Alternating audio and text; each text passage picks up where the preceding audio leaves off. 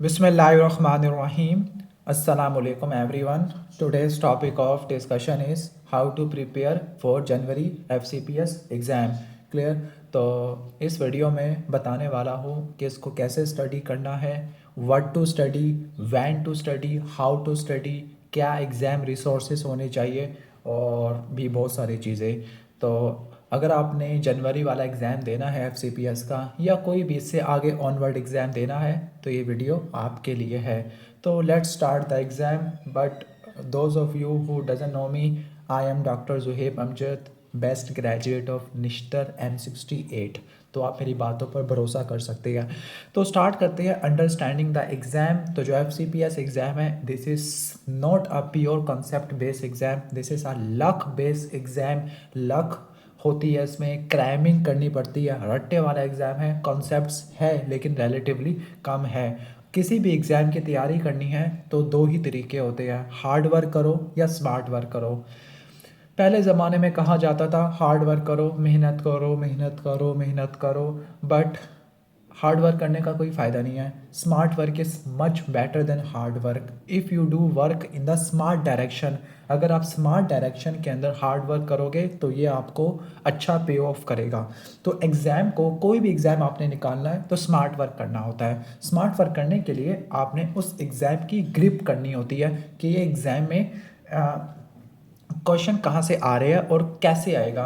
Because exam is MCQs oriented. तो अगर आप MCQs की तरह स्टडी करोगे, आपने सोचना है कि आप पेपर बना रहे हो, you have to think like a test maker. तो अगर आप ऐसे तैयारी करोगे तो आपको काफ़ी आसानी हो जाएगी। बिकॉज MCQs की तैयारी कर रहे हो, SCQs नहीं करने। तो सबसे पहले आपने हार्ड वर्क की तरफ नहीं जाना, स्मार्ट वर्क करना है। Number 2, you have to think like a test maker.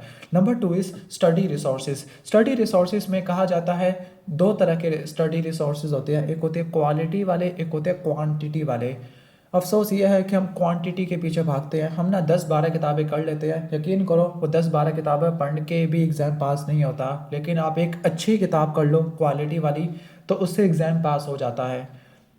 Exam को समझना ऐसे है कि एग्ज़ाम का पूल टोटली चेंज हो चुका है। 2025 में जो फरवरी, मई, अगस्त, नवंबर, इन सब के MCQs उठा लो, रिपीट हो रहे हैं लेकिन बहुत कम रिपीट हो रहे हैं। Clear? You have to study smartly. Clear? तो पूल चेंज हो चुका है। डैट मीन्स के जो पुराने रिसोर्सेज थे रफ़ी वाले, या जो पुरानी पुरानी SK थी जिसमें पुराने ज़माने के MCQs को रट्टा मारा जाता था, वो किसी काम के नहीं है। सोर्सेज के अंदर आपने ऐसा सोर्स सिलेक्ट करना है जो क्वालिटी हो और क्वालिटी प्रोवाइड करे और आपकी बेस्ट ओरिएंटेड हो, एग्ज़ाम की तैयारी करवा दे। तो I think according to my point of view, best study sources divided into 2 categories, theory वाली किताब और MCQ वाली किताब। थ्योरी वाली किताब एक ही किताब है, only on one book is first aid. First aid से ऊपर थ्योरी वाली किताब नहीं है, नहीं है, नहीं है।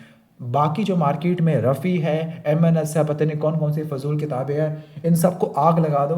फर्स्ट एड से ऊपर थ्योरी किताब कोई नहीं है। नंबर 1 चीज़। नंबर 2, MCQs की प्रैक्टिस कैसे करनी है। MCQs का पूल चेंज हो चुका है, लेकिन जो लेटेस्ट पूल है उससे आपको आइडिया हो जाएगा कि MCQs कैसे आ रहे हैं और ये लेटेस्ट पूल रिपीट हो रहा है। तो MCQs के लिए SK 2021 का वॉल्यूम 1 और वॉल्यूम 2 भी आ जाएगा, ये आपने अच्छे से करना है। तो once again I should repeat, study resources में याद रखना है quality over quantity, this is the bare minimum.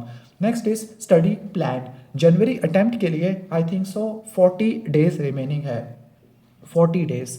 अब आपने इसको ऐसे डिवाइड करना है 40 डेज़ को कि 40 में से जो आपने 30 डेज़ है उसमें आपने सिलेबस ख़त्म करना है, लास्ट के 10 डेज़ में आपने रिवीजन करनी है। अब जो 30 डेज़ है जिसमें आप सिलेबस ख़त्म कर रहे हो उसको आपने ऐसे डिवाइड करना है कि 30 में से जो आपके कहने का मतलब है 17 to 18 डेज़ है उसमें आप माइनर्स करोगे, क्योंकि FCPS में माइनर्स में से ज़्यादा आ रहे हैं चीज़ें। अब माइनर्स के अंदर एनाटमी आ जाती है, patho, pharma, community medicine, behaviour science, microbiology, immunology, biochemistry. तो 17 to 18 डेज़ आपने माइनर्स को देने हैं और 12 to 13 डेज़ आपने सिस्टम को देने हैं। सिस्टम के अंदर आप एम्ब्रियोलॉजी को स्किप कर सकते हैं क्योंकि यहाँ से 2 या 3 MCQ आने हैं, वो आप रट्टा वगैरह मार सकते हैं, अदरवाइज कर लो तो अच्छी बात है।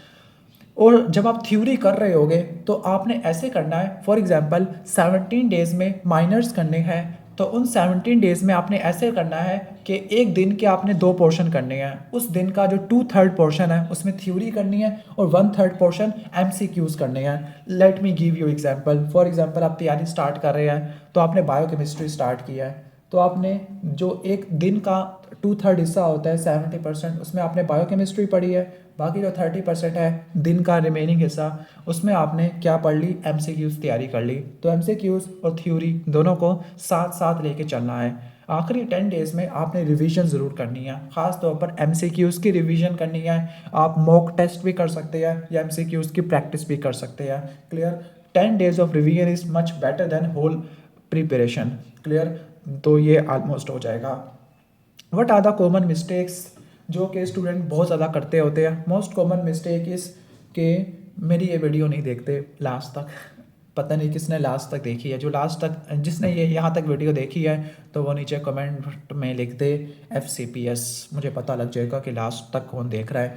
कॉमन मिस्टेक्स यही होती है कि लोग रट्टा मारते हैं, लो क्वालिटी किताबों को पढ़ते हैं, नंबर 1। नंबर 2, रट्टा मारते जाते हैं, हालांकि कॉन्सेप्ट भी आने चाहिए था। नंबर 3, MCQ उसकी बिल्कुल प्रैक्टिस नहीं करते, लास्ट के दिनों में करते हैं।